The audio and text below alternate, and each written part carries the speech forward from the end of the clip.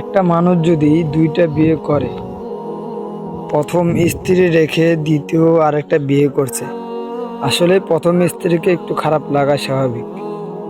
একটা মেয়েকে জিজ্ঞাসা করা হয়েছিল যে আচ্ছা, তোমার স্বামী তোমাকে রেখে যে আরেকটা বিয়ে করছে, এটা কি তোমার খারাপ লাগে নাই?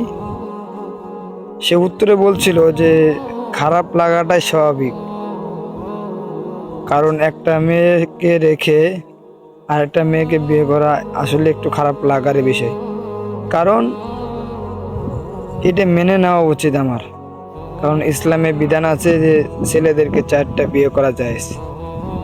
আমি এই কথা দ্বারা এতটুকু বোঝাতে চাচ্ছি যে আমাদের ইসলামের ভিতরে যেগুলো সম্মত করে সেগুলোকে আমাদের মেনে চলাই উচিত, আর যেগুলো আমাদের ইসলাম সম্মত করে না সেগুলো থেকে আমাদের বিরত থাকাই উচিত। আশা করি বুঝতে পারছেন কথাগুলো।